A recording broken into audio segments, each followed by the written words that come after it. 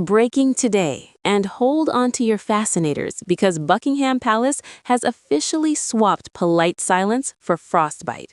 This is no longer a family disagreement whispered behind palace walls.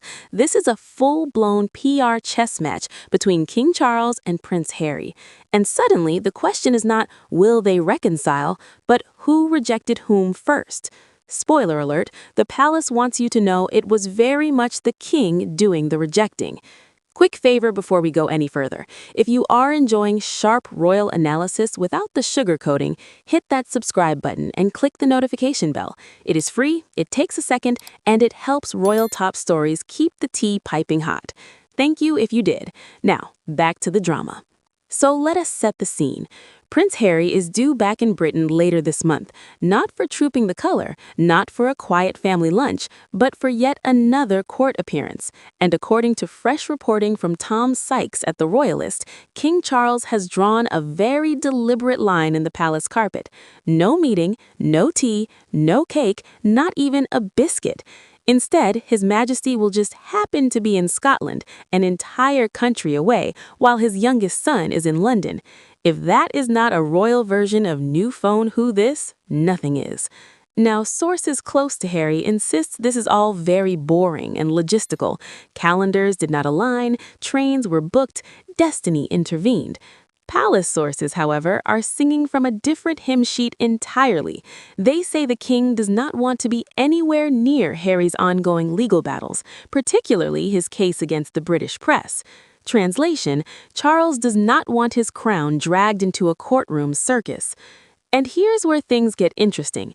Inside the royal institution, especially among those close to Prince William, the reaction is not shock, it's relief. Actual, audible relief, the kind that says, finally. There are whispers asking, not unkindly, but very pointedly, what took you so long, Your Majesty? Because let us rewind.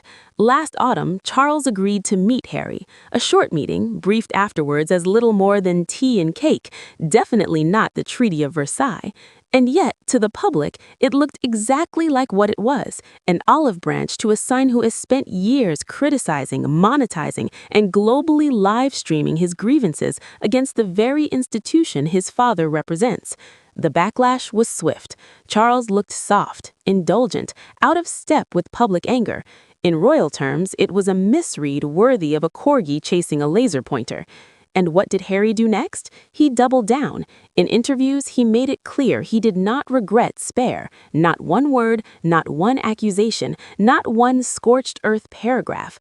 For a monarchy built on restraint, that was like throwing petrol on a campfire and complaining about the heat.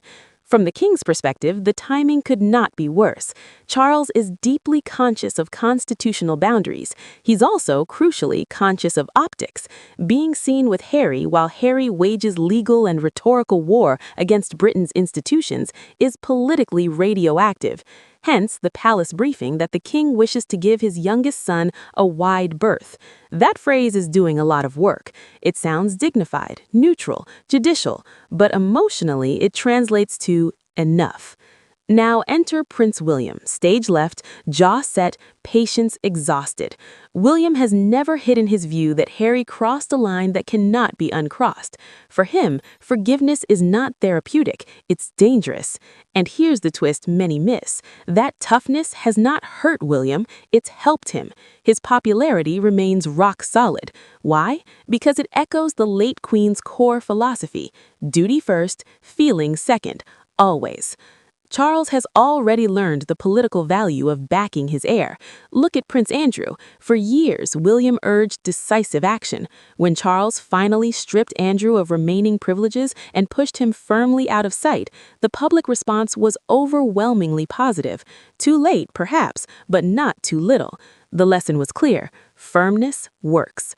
Which makes Charles's previous softness towards Harry all the more glaring, especially when security enters the chat. Harry's ongoing fight for taxpayer-funded protection is not just personal, it's symbolic. To many, it feels like entitlement dressed up in victimhood, and every legal maneuver risks dragging the king, however unwillingly, into the fray.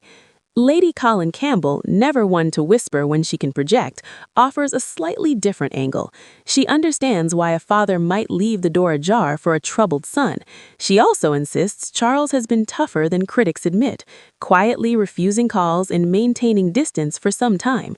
In her view, this is less a sudden ice age and more a long winter finally acknowledged.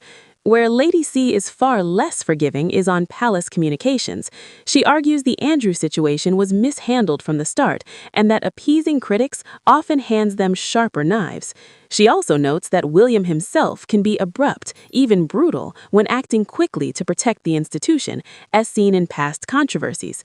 The difference is intent. William moves to contain damage. Harry moves to amplify it. And then there's Catelyn. As this family drama simmers, the Prince and Princess of Wales are out there, visible, composed, doing the work. Hospital visits, charities, stability. Yet even that has sparked palace-adjacent tensions, with whispers of jealousy and media-fueled narratives pitting future against present. Lady C dismisses this as journalistic mischief, reminding us that headlines are written to provoke, not to reflect reality. Strip away the noise, and the pattern is clear. Harry thrives on attention, conflict, and litigation. The monarchy survives on distance, discipline, and silence. These two approaches cannot coexist. So Charles stepping back is not cruelty, it's strategy. This is not about punishing a son, it's about protecting the crown. Every meeting becomes a headline, every photograph becomes a symbol, and right now the symbol the palace wants is simple: boundaries. So, as Harry prepares to return to Britain, the message from Buckingham Palace is unmistakable. There will be no reconciliation photo opportunity, no private audience, no leaks framed as misunderstandings, just a king in Scotland, a son in court, and a line finally drawn in bold ink. Thank you for watching Royal Top Stories. We appreciate you.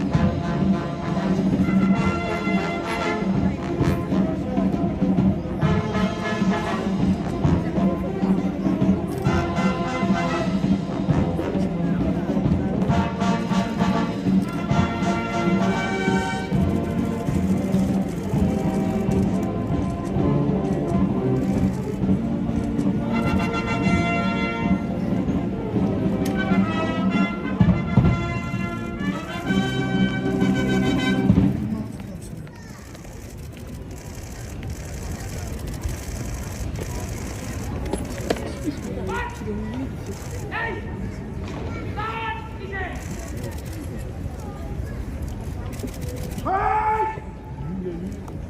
Hey!